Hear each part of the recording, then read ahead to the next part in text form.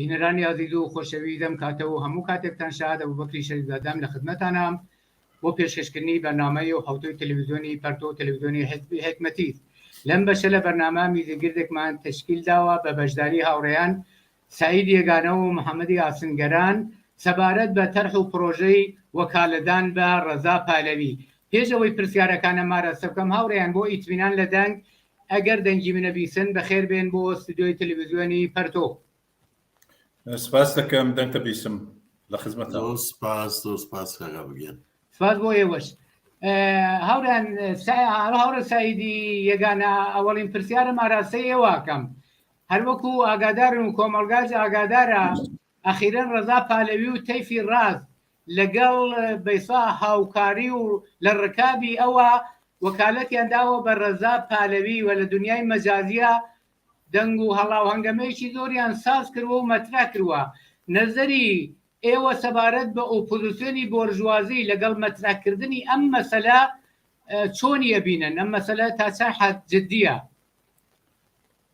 بەڵێ هەروەکە گشتمان ئاگادارین تەحوڵێک دەستی پێکرد بۆ تەحوڵێکی انقلابی لە ئێرانەوە مبارزەیەکی زۆر وەسیع و گستەردە لە ئێرانە دەستی پێکردووە هەدەفی سەرنگونی جمهوری ئیسلامیە. ئەمە زۆر ڕۆشنە، ئەمە دنیا ئاگادارە لێ ئەم مردم لە ناو هەم لە خارجەوە دەوڵەکرد بۆرژوازی و غیرە و غیرە لە نەتیجە نەتەنیا مەسئلەی سەرنگونی جمهوری ئیسلامی ئەمڕۆ مەسئلەس بە سوورەت مەسئلەی ئەسلی ئەم تەحوڵە انقلابیەسە بەڵکو ئایندەی جمهوری ئیسلامیش مەسئلەی هەم مردمە هەم ئۆپۆزیسیۆنە و هەم جنبشکە اجتماعیە لە ئێران و لە خارجە بە تۆر واقعی و زۆر تەبیعیە لەخەر هەر ئەحزاب و جەریانێک ئەگەر یا بە عبارەتی ترگە ڕۆشن بێژم چەپ و ڕاستی جامعە کە چەپ شامل ئەحزابی کۆمونیست و ئەحزابی سوسیالیست و بەرحەڵ ئەحزابی کە تەرفدار تەبەقەی کاریگەر و مردم زەحمەتکێش و حقوق بەرابەری و ئازادی بۆ هەموو ئەو مردمە لەو جامعە هەن تلاشەکەن بالاخره ئەهداف و ئارمان خۆیان لە واقع لەم جنبشە بنە بەرەوە تلاشکن بالاخره سەرنوێشت ئەم ئینقلابە سەرنوێشت ئەم تەحوڵ ئینقلابیە بالاخره بە نەف کاریگەر و زەحمەتکێش توە بێ و مردم بە قدرت بێن بە حاکمیت خۆیان بێن. لەلایەکترەوە خۆ ئەحزاب و جیهانات بورژوازی کە بەسڵات تەرەفدار غەرب کە شامل ڕەزا پەهلەوی مەشروطە خاص سەڵتەنەت تەڵەب و هەموو حتى ناسیۆنالیستەکان و هەموو ئەحزابانە کە بەرحاڵ تەلاشیانەوەسە بالاخره دەستی بە سروڕووی ئەم حکوومەتا بێرن ئەگەر ئینقلابە گرگێ بالاخره ئینقلابە کۆنترۆڵ کەن خۆیان کەن بە ساحێوی و هەزار یەک پرۆژیان بۆ هەیە بۆ ئەوکە خۆیان لە واقع بە قدرت بگەین ئەگەر جمهوری ئیسلامی سەرنەگوور بوو بەڕوان بەشێتر لە بۆرژوازی بەشێتر لە سەرمایەداری ئەم جار بە شیوەیەکی تر بە لباسێکی تر بە هەدافێکی تر گەرکیانە خۆیان تەحمیل کرد. لە واقع ئینقلاب بۆ ئەمان پلەی تەرەقی بۆ کە خۆیان بە قدرت بکەین. اتفاقی لە 57 گەی وگەرکیانم اتفاقا ئەم تەحوڵەکە لە ئێران دەستی پێکرد بە نەف خۆیان تواوی کرد. لە نەتیجە ئەم مەسئلەی وەکاڵەتە تەنیا پرۆژیان دەها پرۆژیان بوو تا ئێستا دەها بەرنامەیان بووە کە شاهدم یەکی دوای یەک ڕاستیەکە شکستی خواردووە. دەی لە کەچی بە نەزەر من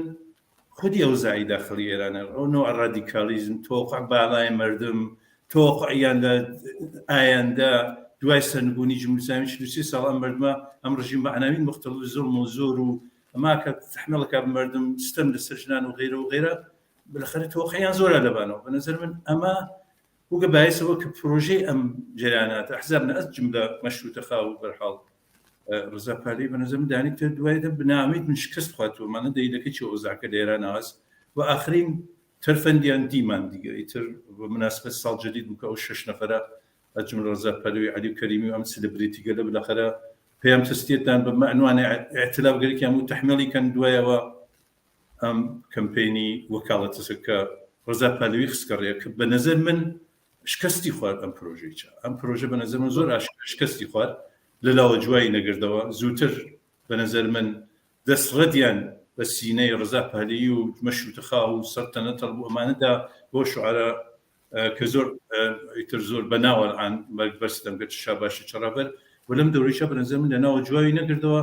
لەناو 6 ملیۆن ئێرانی لە خارج کشور 300,000 نەفەر تازە ئەگەر تەقلب بوو خۆمان نەزانین لە دنیای ئینترنێت و مدیای اجتماعی چه اتفاقاتێکە فێت. زۆر سپاس ممکنە لە بەشەکانی ترا بینە سەرم. زۆر سپاس بۆ تەوزیحەکانە دەگەڕێم وڵات. هاوڕێ حەما یەکێ لە دەلایلی تەرحی وەکالەتدان بە ڕەزا پەهلەوی ظاهرا وا زۆرتر نیشانەدا کە بە ڕسمیەت ناسینی ئەم تەیفی ڕاست و سەڵتەنەتەلە شخصەن ڕەزا پالەوییان دیاری کردووە بە ئێسلا بۆەوەی بتوانێت لەگەڵ دەوڵەتە غەربیەکان سودانم گفتوگۆ بکە و سەبارەت بەم مەسەلەی ئالترناتیڤ سازیە ئەو خەنە پێشەوە مەترایەکان پرسیارەکەی منەمەیە ئایا قیام و ڕاپەڕینی خەڵکی ئێران کە دەبینین لە جەرەیانە نزیک بە 5 مانگە ئیجازە بەم وەکالەتادا کە لەگەڵ سەرانی دەوڵەتانی غەربی مذاکرە بکە بە عنوانی نوێنەری خەڵکی ئێران جامەیەکی 8 ملیۆنی زۆر سپاس ڕاستەکەی بۆ جواب سوالەکە فقط کافیە تماشای ئامار و ئەرقام بکەین بزانین جامعە ئیجازە یان نایدا لە تعداد ئێرانیانێک کە هانە خارج کشوەرە حدود 5% ئەکرێ بێژین لەم وەکالەت دانە شرکەتی کردووە لە مردم ئێرانیش 0.1% یعنی ئەمە نیشانەدا کە ئەم جەریانە و ئەم تەیفە لە ڕاست ئەساسەن ئەم کارەیان بۆ ئەو نەبوو کە پێیان وابێ میلیۆنها ئینسان تێن استقبالیان لێکن معلوم بوو ئەبعادی نفوزیان چەندێکە مشکلەکە ئەوە بوو کە ئەمان گەرەکیان بوو لەگەڵ ڕقابەتی ناوخۆیانە کەسانێتر لە سلیبریتیەکان مەترەح بوون پێیان وابوو کە ئەوانیش بەرابەرن لەگەڵ ڕەزا پەهلەوی جەریانی سەڵتەنەت تەڵەبی تۆندڕۆ بە ئیسلاح یا ئەو جەریانە دەستە ڕاستیەیان بە قەناتە گەیشتن ئەمان ناکرێ بەرابەر بێن تەک ڕەزا پەهلەویە دانیشن ئەوان بێن لە دەور ڕەزا پەهلەویە جەمەوە بن و ئەم کاریان کرد بۆ کە ئەو بەرجەستەکەن و ئەوانی ترکە قەرار لەگەڵی دانیشن وەکو حاشیەی ڕەزا پەهلەوی مەترەح بن ئەمە هەدەفێکیان بوو هەدەفی تریانەوە بوو کە بتوانن بەشێک لە بۆژوازی ئێران کە ئێستا یاها لە حاکمیەتە یاها لە حاشیەی حاکمیەتە تەک ئەم بەشە لە خارج کشوەرە بەیەکە و نزیکیان کەنە و قسەکەریان بێ بە ڕەزا پەهلەوی بۆ ئەم نزیک بوونەوە کە ئەمە هەدەفێتری بوو هەدەفی ئەسلی قەزیەکە بەڵام شتێتر بوو ئەوش ئەوەیە کە ئەمان کالایەک بێرنە بازار کە بتوانن بە دەوڵەتهای غەربی بفرۆشن و ئەم بازاری تەبادلە بەلاخرە بە عنوان کالایەکی مەقبوڵ دەوڵەتهای غەربیلیانی بکڕن کە ڕەزا پەهلەوی بە عنوان تەرەف حەساوی خۆیان بە حەساو بێرن ئەنا ڕەزا پەهلەوی و هەموو فعالینی تریش تا ئێستا احتیاجیان بۆ نەبووە بڕۆن وەکاڵەت لە کەسێ بگرن تا تەک دەوڵەتەکانە دانیشن قسە و باسکەن هەموو فعالێکی سیاسی بۆی هەیە کە بڕۆ تەک ئەم دەوڵەتە ئەو دەوڵەتە یا تەک ئەم پارلەمان و ئەو پارلەمانە قسە بکات بەنابەرین مشکلەکەیان ئەمە نەبوو خۆشیان نزان مشکلەکەیان ئەمە نییە ئەساسەن ئەم دوو سێ مەوردە کە عەرزم کردی هەدەفیان بوو بەڵام بە نەزەر من هەدەفە ئەسلەکەی کە فرۆشتنی ئەم کالا بە دەوڵەتهای غەربیە پێم وانیە خەریدارێک وا پەیاکە چونکە ئەبعادی کەسانێ وا وەکاڵەتیاندا معلوم بوو کە زۆر زۆر مەحدود و ناچیزن کەسێ بە حەساوی نایەرێ و دوای ئەوە سابقەیەکیش وا ڕەزا پەهلەوی ئەم خانەوادە هەستیان لە تاریخی ئێرانە بەڕەحەت ناکرێ ئەو سیستمە دوارە ئەحیاکەیتەوە و بەنظر منەوە پاشنە ئاشیلیانە تا نۆقتە قوتیان زۆر سپاس بۆ تەوزیحەکانە دەگەرەمەوە لای ئێوەش هەورە سعید تۆ لە ئاخری قسەکان تا ئیشارەت بە ئامار کرد کە گوایە حتا هەرچەند دەستی تێبراوە گوایە بە هەموو تەلاشێک کە کردیان 300,000 نەفەر وەکو شتێ ئەم وەکالەتەی داوە ئایا ئەم دەرسەدە کە کاحەمەژ ئیشارەی پێکردیت دەهومی دەرسە نادەم چەند ئامارێکی کوت کە حەمەلان حضورزێنم نییە زۆر زۆر کەم بووە ئەمە بۆ جامعەیەکی 8 ملیۆنی ئەتوانی ئەم نوێنەرایەتیە بکە هەمزەمان بە نەزەرێگا لە سەراسەری غەرب بە تۆری کامل کە غەرب ئیسلا خەتی ئومیدیان لەگەڵ جمهوری ئیسلامی نەکردووە کەسدار و مەریضەم رابطەی خۆیان ئێدامادەن ئایا مذاکرەت دەتوانێت تەئسیرێکی لە سیاسەتی فعلی غەرب و تەزئیفی جمهوری ئیسلامیە ببێت؟ ئەوڵەن ئەمان بۆ لابیگەری و تەماس ڕاستەکەی هیچ وەخت احتیاجیان بەوە نەوگە کە بەرحاڵ وەکاڵەت مردمیان ببێت. لەم دۆرەی چەند ماهەی گوزەشتا ئەگەر شاید بۆیتین مەسەن فەرزکەین عەلی کەریمی مەسەن تەک شتانمایە کە ڕێی جمهور ئاڵمانە مەسەن دەستێدا عەکسی دێگرن یا مەسێ ئەنیژاد تەک دوودانەتر لەم بەرحاڵ ئەم ژنانە چوونە کاخ ئەلیزا لەدەک ماکرۆنە تەماسیان خودی ڕزا پالۆی بەرەخەر ئەمانە دەها تەماس و دەها نشەسیان بووگە تەک نوێنەرانم حکوومەتانە گەرکمە بێژم کە بەلەخەرە ئەمان بۆ ئەوەی کە بەخۆیان مەقبولکەن لە لای دەوڵەت کەل غەربیەوە ئەوان بە ڕسمیت بناسن کە لەم تەحوڵا ئەمان کەن بە ئیسلا ئالتەرناتیو بەرزم هیچ احتیاجێکی نییە منتەها هەروە کە هەمیش ئشارە پێکرد نیش قسەکان ئەوڵما ئشارم پێکرد بەرحاڵ ئەمانە یەکێ لەو تەلاشانەسە کە بەلەخەرە خۆیان مەترحکەن شخصیت سازیکەن ڕزا پالەی بکەن بە شخصیت بێستا ئۆپۆزیسیۆن ڕاست ئەو بێت بە تەرەف معامەڵە لە دەوڵەت گەڕێری ئەم هەدەفیانە تاقیب کرد. ئەیە مذاکرەی ئەمان تەک ئێستا دەوڵەتگەر غەربیە تەئسیری هەست لەسەر مناسبەت بین جمهوری ئیسلامی و بە ئیسلا غەرب و ئەمریکا بنظر من بەستگی است. حقیقت ئەوەیە ئەو شتەکە بەلەخەرە مەسئلەی ئالتەرناتیڤ یا دەخەڵەتی غەرب و ئەمریکا لە ئەوزاعی سیاسی ئێرانە بنظرم هەڵەکەتە سەر ئەوزاعی ئێران تەحوڵاتە کە ئیسە لە ئێرانە دەستی پێ کردووە وەیلا خۆ ئێمە ئازانین 43 ساڵە جمهوری ئیسلامی جەنایەت دەکات ئەکوژێت ئەبڕێت ئیعدامەکە گاوبداری مەسەلی ئەترازیان کرد بە چوزانم نەخسی حقوق بەشەر لە ئێرانە ئەو شتەکە بە نەزەر من ئەمڕۆ بە ئیسلام مەسەلەی ئالتەرناتیڤ رابطەی غەرب تەک جمهوری ئیسلامیە ئۆپۆزیسیۆن تەک غەرب و ئەمریکایان کرد بە نەزەر من ئەوزاعی داخلیە یعنی گشتیان خەریکن بە قەول معروف ساعاتەکەیان تەنزیمەکەن تەر ئەوزاعی داخل ئێرانە بەو دەرەجە بە نەزەر من ئەم ئەوزاعە بڕێتە بەرەوە مەسەلەی سەرنگونی جمهوری ئیسلامی فرتر محرز بێت یا بۆ غەرب متوجه بن کە ئەم شتە ئیتر تەواوە بە نەزەر من ئەوە رابطەی ئەمان تەک جمهوری ئیسلامیە تەنزیمەکە تا ئیستا لەو ڕۆژە کە بە نەزەر من ئەنقلابە دەستی بکردووە ئەم خیزشە ئەنقلابی دەستی بکردووە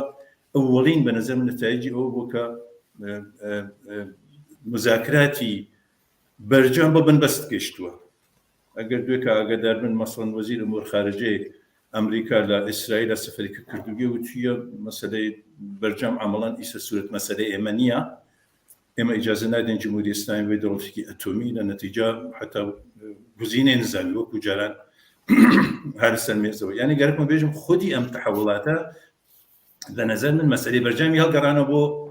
بەر لە شروعی مذاکراتی دۆری دووەم کە لە 2 ساڵە توولێکیشی لە دەورەی ڕوحانیەوە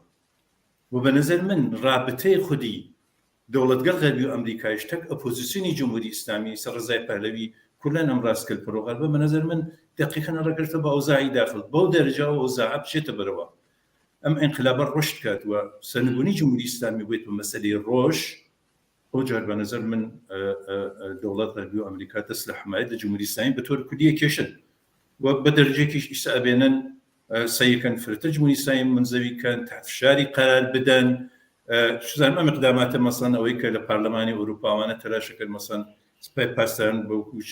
جریانێکی سازمانێکی تۆرۆسی بە ڕسمیەت بناسن ئەم فشارگەرە خەریکن تێرن بۆ یەکە جمهوری ئیسلامی فرتر تحت فشارکەن ئەساسەن نە بەخاتر حقوقی بەشەر ڕاستیەکەی لە نەزەر منەوە مردمی ئێران حقوقی مردمی ئێران ئەوەی کە سەرکوب بگرن و ئیعدامەکەن بەڵکو بەخاتر ئەوەی کە جمهوری ئیسلامی ڕامکەن واگەر زمانێکی شەم ڕژیم بەدەستم بردمە سەرنگون بۆ خۆ تەبیعەتەن ئەمانە زۆر پراگماتیسم و سیاست خۆیان و چوزانم رابطەی خۆیان ئەوە زەکەن و بەلاخەرە سەیکەن ئەو ئالتەرناتیڤە کە مورد نەزەر خۆیانە تەبیعەتەن لەناو ئەم تێیفکەن مختلف ڕاست ئەجملە ڕزاپەلی وەکو ئالتەرناتیڤ عەلەمی کەن و وەرخەر حمایەتێکی بکەنەوەمان منتها کۆی بکەمەوە بە نەزەر من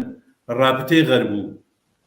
ئەمریکا تەک جمهوری ئیسلامی رابطەی غەرب و ئەمریکا تەک ئۆپۆزیسیۆنی جمهوری ئیسلامیە ئۆپۆزیسیۆن ڕاست بەستگی بە ئەوزاعی داخل هەست و خودی ئەوزاعی داخلە بە نەزەر ئەم مناسبەتی بۆ وجوه هاوەرگا دووری یان نزیکی لە جمهوری ئیسلامی دووری یان نزیکی لە تەک ئۆپۆزیسیۆنی ڕاستی پرۆغەربە تۆر واقع زۆر سپاس دەگەرم وڵاتان هاوڕێ هەمە ئەم مەسەلەی وەکالەتدانە و ئەم تێدا لە ئارایەکە بەسا ڕەزا پالەوی هێنای عەدەم ئیقبال و پشتیبانی لە تەرحی وەکالەت چ پەیامێکی بۆ تەیفی ڕاست و خودی ڕەزا پەهلەوی تێدا بوو ئایا دەتوانین بڵێن ئەم عەدەمی ئیقباڵە یا ئەم پشتیوانی جددی نەکردنە نیشانەی چەبوونی جامعە و ئازادیخایی کۆمەلگای ئێران بووە؟ طبعا ئەوەڵین پەیامەدی یا پەیامی بۆ جەریانی ڕاست ئەمە بوو کە جارێ خودی جەریانی ڕاستی پەراکەندە کرد. هەر ئەو 6 نەفەرەوە سەری ساڵی میلادی ئەم ساڵ پەیامی مشتەرەکیاندا فقط 1 نەفەریان چوە پاڵ ڕەزا پەهلەوی وەکالەتی دابێ. جا بەحسی وەکالەتیش بۆ خۆی جایە، بەس ئەم نەوع وەکالەتە واکەتی ئەمان خەریک نەیدن چ معنایەکی هەیە. ئەو 3 نەفەرەکەی تریان سکوتیان کردو ئەسەن واردێم قەزیە نەبوون. ئەمە مەسەلەیەک وەکو گولشیفتە، مەسیح عەلی نژاد، ئیسماعیلیون هیچ کامێکیان نەچوونە پای ئەم وەکالەتە، چون ئەوان خۆیان لە ڕەزا پەهلەوی کارم نییە ئەگەر اختلافێکیشیان بازێکیان ببێ، بەڵام خۆیان لە ڕەزا پەهلەوی کەمتر نازانن. ئەمە یەک مۆزوع ئێتر لە سەفی سەڵتەنەت تەڵەبانی زۆر ئاشکار و حتا ڕاست ئینشقاقێکی دروست کرد. ئەوش ئەوەیە کەسانێ وەکو ئیسماعیل نووری عەلا، کەسێ وەک هوما سەرشار، کەسێ وەک شەهرام هومایون، کەسێ وەک ڕەزاق نازانم ناوەکەم لەبیر نییە، ئەو ڕۆژنامە نگارە قەدیمیەی کە زۆر تەرەفداری لە ڕەزا پەهلەوی خۆی زۆرتر تەرەفداری خانەوادەی شایە، هەموو ئەمانە هاتن لە نەقدیا قسەیان کرد. قسەکەیشیان ئەوەیە کە ئەمە چونکە نەتیجەیان دی کە شکستی خوارد، هاتن ڕەزا پەهلەوی لە ژێر زەرب دەربێنن، وتیان ئەمە تەرحی وەزارەتی ئیطلاعات و سوپای پاسدارانە، چون ڕەزا پەهلەوی بۆ خۆی با نەفوسترە و باشترە و ئەترافیانی خراوبوون کەوایان پێکرد. گەرەکم بێژم گوناحی ئەم شکستە گەرەکیان و بیخەنە سەر ئەترافیانی و بێژن ڕەزا پەهلەوی خۆی باشە، هەروەکەوەی کە لە دەوران شایشیان وت ئەترافیانی شاخراپە، لە دەوران خومینیە هەروایە ئێستاش دەوران خامنەی هەرێژن ئەترافیانی خامنەی خراون. ئەم ئەترافیانە بۆ سە بەهانەیە بۆی کە دەورانی شکست تەرەفدارانیان بتوانن ئەوان لە ژێر باری سەنگینی ئەو ئیقداماتانە نەجات بن. ئەمە بەشێکی ئەمەیەکێ لە پەیامەدەکانی بوو. بەشێکی ترەوەیە واقعا بزانین معنای وەکالەتە چییە. ئەوان خەریکن لە جوابی نەقدی مخالفینە ئەڵێن دێ باشە ئێمە کەسێکمان وەکیل کردووە، ئێوەش کەسێ وەکیل کرد، ئەی کەسی ئێوە کێ؟ جوابەکەی ئەمەیە کە ئەوەڵەن وەکاڵەتی ئێوە داوتانە وەکاڵەتێکی جەمعیە، وەکاڵەتێک نییە کە کەسێ وەکیڵ انتخابەکە بۆ مۆزوعی معەیەن هەر وەختێکیش گەرەکی بێ عەزلیەکە. ئێستا هیچ کام لەوانە وا وەکاڵەتیان داوە ئەگەر پەشیمانە و بن، کە من کەسانێکم دیهاتون لە کلاپاوسە باسییان کردوە وتیان ئێمە پەشیمانین، ئەگەر پەشیمانە بوو ناتان عەزلیکن. وەکاڵەتێک جەمعی گەلەیی پۆپۆلیستیە کە چوونە سە پشت پرۆژەیەک کە ناتوانن بێژن ئێمە ئیتر لە ئیمڕۆ لا پشتە و پرۆژە نین. ئەگەر ئەو پرۆژە عەلەیهی منفعەتی خودی ئەو ئەفرادیشە بێ، ئیمکانی عەزلی ئەم وەکیڵیان نییە. ئەمە وەکاڵەت نییە، ئەمە بەیعەتە، بەیعەتدانە. حتا بۆ بەیعەت ئیمکانی ئەوە هەیە کە تۆ بێژی ئەمولا من مقەلدی فڵان ڕاهبەری مەزهەبی نیم یا فڵان پادشا نیم. ئەمە بۆ ئەمانیش حتا ئەمەشیان بۆ ممکن نییە. نوعێک حەڵقە لە گوێبوون بێ ئەوەی کە بتوانی لەسەر ئەو تەسمی واگرتوتە پەشیمانە و بتوانی عەزلیکەی، بتوانی خۆت دەرکێشی لە ژێر ئەو قڕاوا بۆ خۆت دروست کردووە. قسە لەسەرەوەیە ئەمە بە نەزەر من شکستێکی گەورە بوو بۆ جەریانی ڕاست، سەفیانی متەفەرەق کرد، لە عین حاڵە جەریانێکی دەستە ڕاستی و تندڕە و شبهە فاشیستی ناو سەڵتەنەت تەڵەبەکانیە منسەجم کرد لە دەو ڕەزا پەهلەویە. ئێستا ئەکرێ زۆر ڕەحەتی تر بڵێن ڕەزا پەهلەوی تۆ لە ئێرانە 5% نه حتا 1% نه 5 حتا 50.5% 1.5% مردم تویان بۆ وەکیل خۆیان قبول کردووە لە خارج کشوەریشە 5% تۆ نفوزت ئەمەیە بە ئەندازەی گڵێمەکەی خۆتتانی تر پاداکێشی تەواو بوو ئەو دەورەوە تەوهمێک ئیجاد بوو ئەمە خەڵک وایان کردووە خەڵکەمیان قبولە و ڕەزاشا باڵەکەن و مردم لە بەلوچستانە جوابیان داوە ژنێک لە بەلوچستانە زۆر سەرێ هەڵساوتی ئێمە بەڕە نین ئێمە گەلە نین کە بین بەیعەت بین بە یەک نەفەر ئێمە خۆمان ئینسانین تەسمی جەمیە گرین وەکو مردمی ئەم دەورە لە شوێنەکە تەسیمەگرم بتوانم تەسیمەکەم بگەڕمەوە ئەگەر پەشیمانە بووم لێ ئەمە جوابی مردم بوو هەم لە کورسانە هەم لە تارانە هەم لە بەلوچستانە ئەمیش جوابی خارج کشوەر بوو بنابراین ئەمانە ڕوت و عوریان ئەمن حدود 5% على رغم تەواو تەقەلوبای وا کردیان چون یەک نەفەر ئەیتوانی دەیان جار بڕێت بە ناوهای مختلف و ڕێی باو بێژێ من وەکیڵمەیە من چوم امتحانم کرد کە بزانم چۆن ئەمانە چەند نەفەرەکرێ مختلفە و 10 ئیمەیلی مختلفە و 50 ئیمەیلی مختلفە و بێ بەجێگەی 50 نەفەر ڕێی بە نەیژم على ڕەغمی ئەم تەقەلوبانە ئەمان 5% تەواو ئەمە ئیتر ئەبعادی سەڵتەنەت و ئەبعادی ڕەزاپەهلەوی و نفوزی و ئەمانە ئەمەیە مێمە ناژین هیچ نییە بەڵام 5% منەژم 10 بەرابەری بکە امتیازیان پێ بە باشە ئەوە 5% کاکە گیان تۆ 5% لەو جامعە تەرەفدار سەڵتەنەتە 95% شتێتر فکرەکەنەوە دێ بڕۆ کنار و دانیشە زانە ئەوزاچی دێت زۆر سپاس دەگەرم وڵاتان ساید یێگانە لەم تەرحەی ئەم وەکالەتدانەدا مەسئلەی تەمامیەتی ئەرزی بە عنوانی خەتی سووری ڕەزا پالەوی و تەرەفدارەکانی باس کراوە کە خەتی سوورە ئەم تەمامیەتی ئەرزیە عەلا ڕەغمی ئەم هۆشدارە و ئەم پاداگرتنە دەبینین ئەحزاب و جەرەیاناتی ناسیۆنالیستی کورد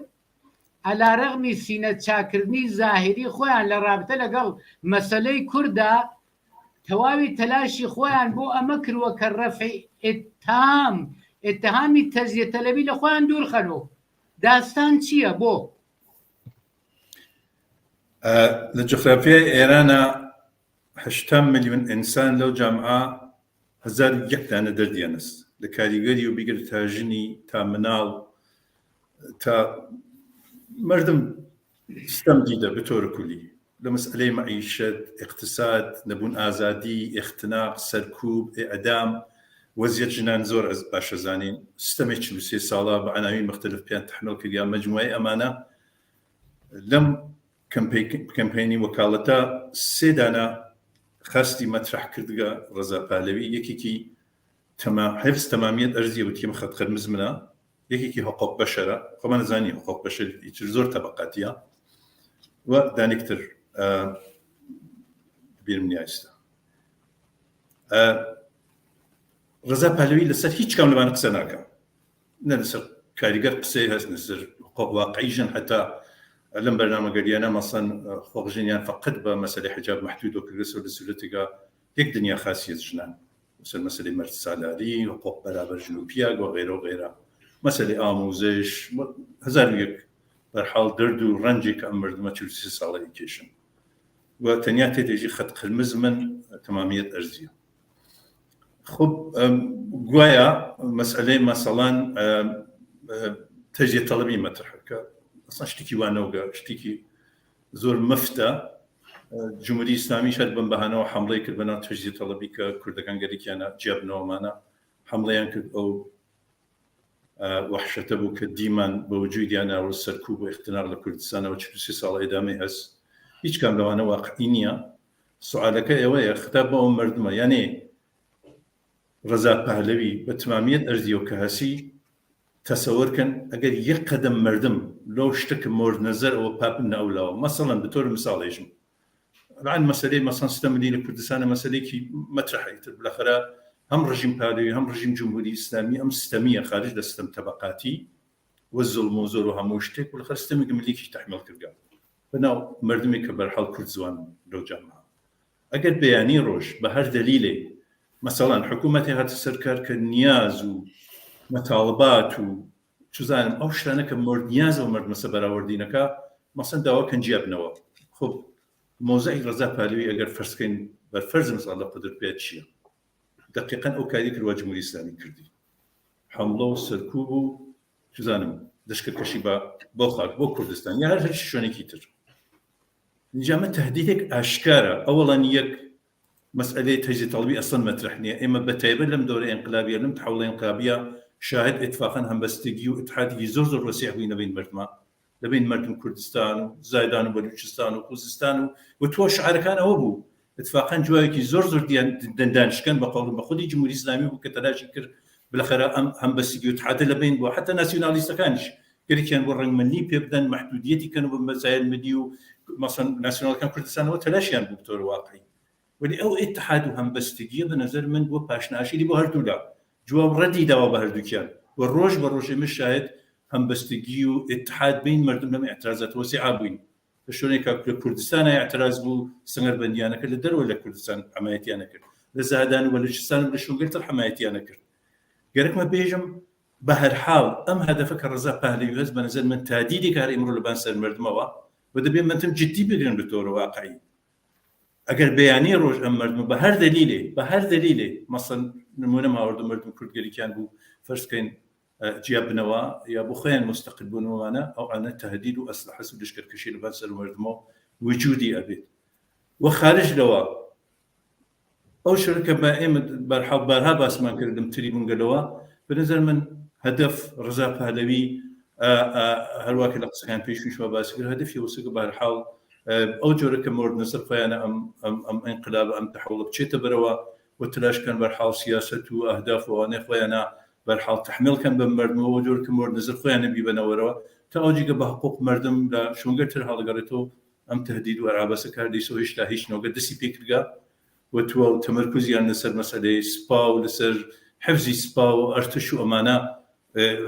بارها باسی کردگەی تروتیگە ئێمە سپا و ئەرتشمانە احتیاج بۆی کە دفاعدا چزانم کشوەر و ئەم جۆرەشتانە لە نەتیجە تاوەجێگە بە مەسەلەی منیت نکتەی ترگەرکەم بۆ ئیشارەی پێکەم تەبیعەتەن حسابی ناسیۆنالیستەکە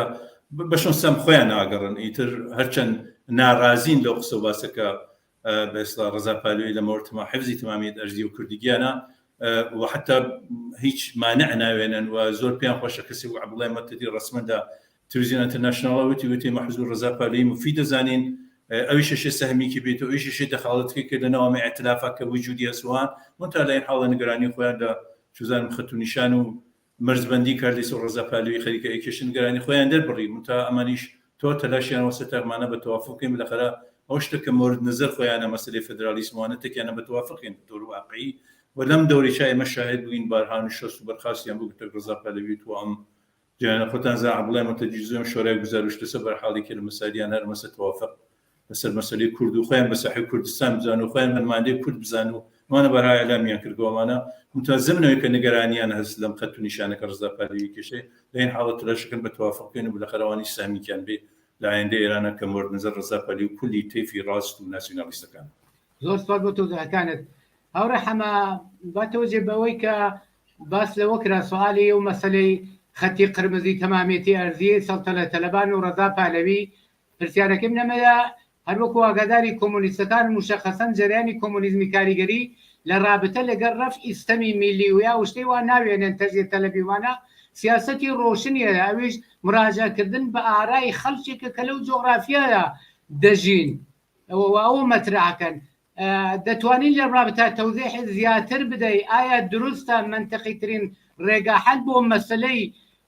حەلی مەسەلەی میلی و مەسەلەی بەناوی مەسەلەی کورد و ئەوەی کە ناسیۆنالیستەکان هەموو جارێ 100 جار قەسەم بەواخۆن کە تەجدید تەلەب نین ئەمە دروستترین ڕێگایە مراجعکردن بە ئارای خەڵک جارە ئیجازە بە بەر لەوە کە بڕۆمە سەرەوە کە ئەمە دروستەیە غەڵەتە بزانین واقعاً لە تاریخ ئێرانە چه ئەتفاقێک کەوتووە تا ئێستا و ئەم چێوی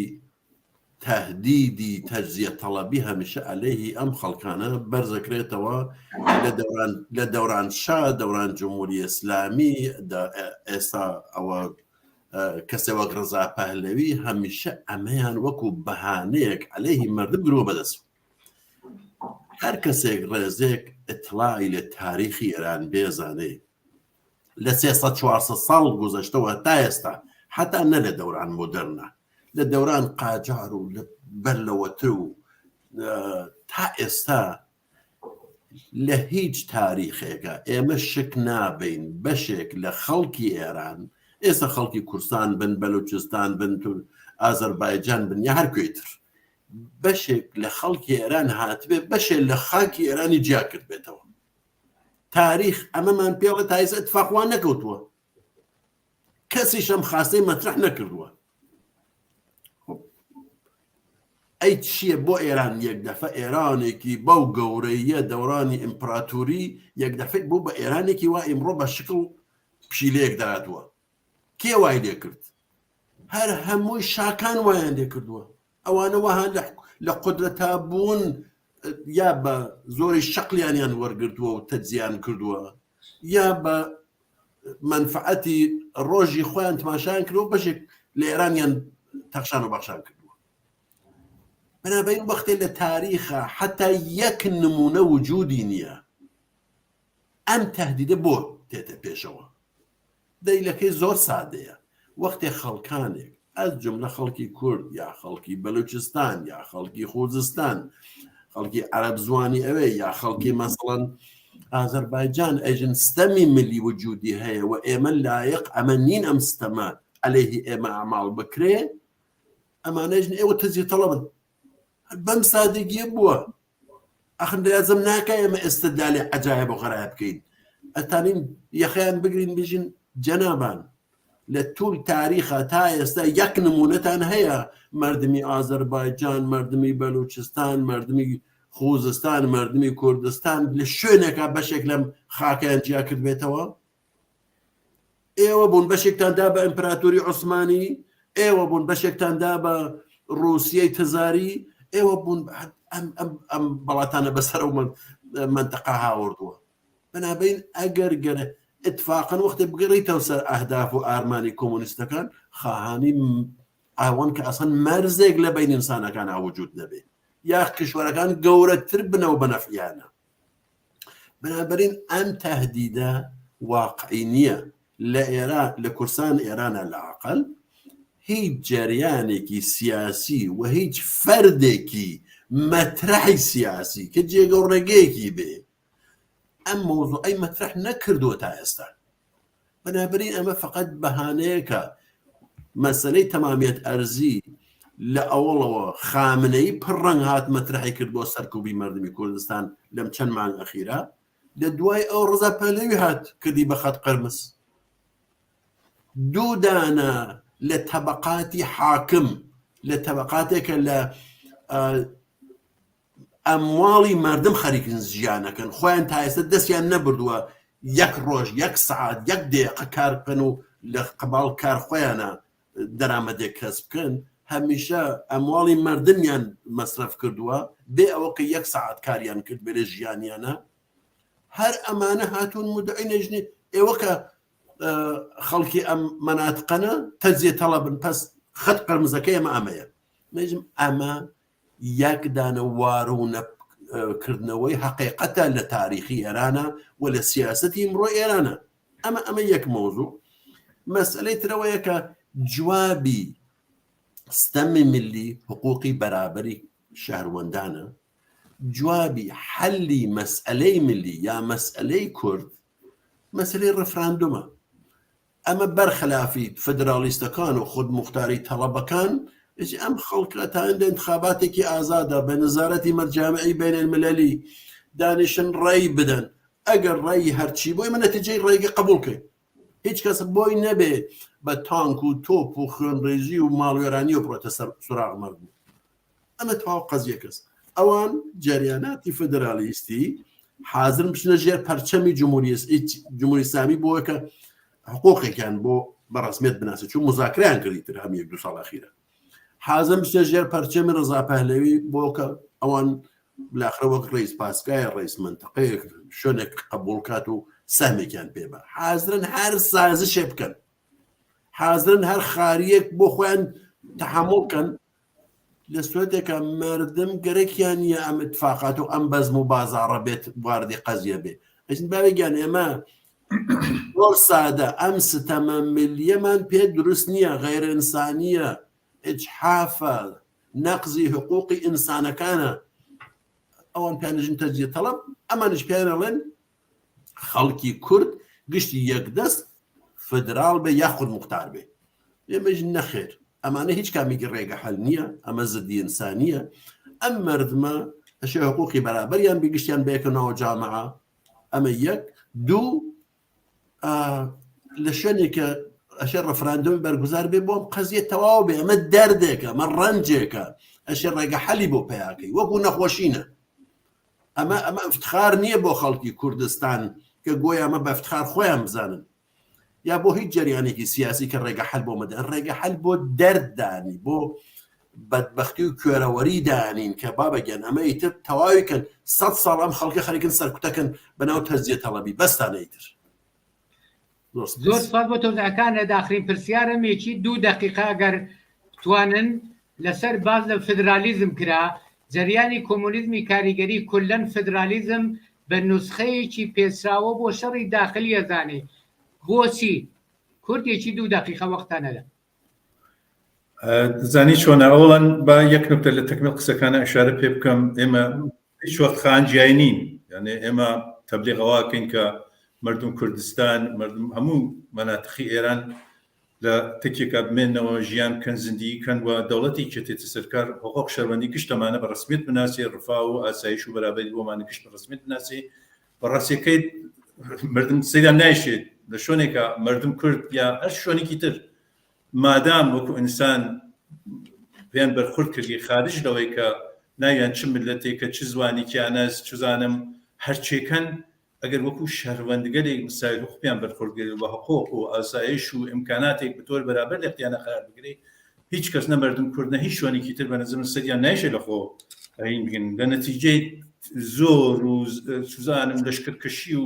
بەو ناو تەجزیە تەڵبێ و شتانەکە لە قسەی هەردووکمانە بوو تەبیعەتەن ئەو مردمە ئەوەنە تحت فشار قرار نزوڵ و زۆریان پێکردگەی کە پیان وایە ئەگەر مەسەنجیامنەوە بە نەفیانە لە نەتیجە تا ئەوجێکە بە ڕێگە حەل مەسەلەی کورد یا ڕەفستەمری لە کوردستانە هەڵگەڕێتەوە کە هەمەی ئاسەنگەران بە دروستی پێ ئیشارە کردوە من پێمان وایە ڕێگە حەلی فەدەرالیزم کە بەرنامە و سیاسەتی ئەحزابی ناسیۆنالیستی کوردە نە ئەوەی کە مشکل مەسەلەی کورد حەل ناکە ستەم ملی لە بینناوە بەڵکو نەهاتی نەیکاتەوە من پێم وایە دامەنی پێدا بە تۆر واقعی لان تۆ تواشە کوردستان عێراقکە ئەخر لەو ڕۆژە کە بەسڵا بۆ خۆی مستەقل و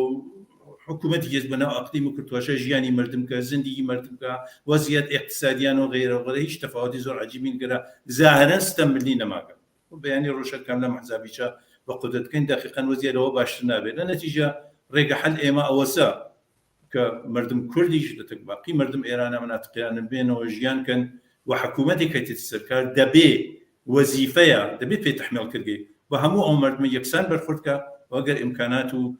چزانم هەشتی کەس لەوە جامعە ڕەفاع بەرابەریە ئازادیە یەکسان پیان بەرخوردکە هەموو کەسیان ببێت لەو نەتیجە لە اینجا مردم لە سەریانێشی جیابنەوە لە داوای جیاکەن و غێر و بە ئێزافی ئاخرین نکتە بشارەکەم ئێمە ئەزانین ڕاستەکەی ئەرقی ملی تەمایلاتی ملی ئەم شتانە کە ناسیۆنالیستەکان تەبلیغیەکان ڕاستیکەی سەما و دەبێتە کیا مەقابلەکەی دەبێتە میان بارزگەی لە بەرامبەرەوە بە نەزەر من ئازادی و بەرابەری و یەکسانی بێت تەبلیغکردنا بۆ جامعەی کوردستان بۆ هەموو شوێنەکانی ئێران. حەمەجان فەرموو. زۆر سپاس من فقط ئەوە باسکەم لەسەرەوەی کە فدرالیزم معناکەی چیەوانە کاسی باسی کرد بەڵام لەسەر استدلال وا فدرالیستیەکانێکن گەرەکم فقط یەک دو نکتە بێژم هەمیشە استدلالەکەن باشەوە بۆ مخالفی فدرالیزمن ئەوە نیە لە کانەدا و ئامریکا و ئوروپای شار زۆر کشوەر هەن کە فدرالی ئیداراکرێن نەڵێن بەڵێ وایە ئەوان فدرالی ئیداراکەن ئەم فدرالیزمیان بۆیە هاورد کە ئەوان کشوەرێکی گەورەتر و خەڵکانێکی زۆرتر بەیەکەوە ژیانی مشتەرک ئەنجام بن ئەوان بۆ دروستکردنی کشوەرە گەورەترم تەرحیان هاورد و تەرحەکەیشیان ئیالەتیە نەبەر ئەساس قەومیەت، نەبەر ئەساس ملیەت، نەبەر ئەساس مەزهەب. جواب بەدەنەوەش دەی باشە ئێمەش خۆ گەرەکمان نییە بەر ئەساس قەومیەت بێ، مێژم ڕاستەکەن بەر ئەساس قەومیەت نییە. کوردستان ئەوەی منتەقەی کوردنشینی پێژن 4 ئۆستانە تاوەجێکم بدەنم، ئۆستانی کرماشان، ئۆستانی کوردستان، ئازەربایجان و ئیران. ئێوە گەرەکتانە 4 دانە فدراڵی کوردی دروستکەن، ئەخە بۆ کێ خەریکن قساکەن؟ ڕاستەکەن ئێوە ئەوە لە کوردستان عێراقا 2 ئۆستان بووە، ئێستا کردیانە 3 ئۆستان بۆ خۆیان، ئێستا 3 دانە فدراڵمان هەیە،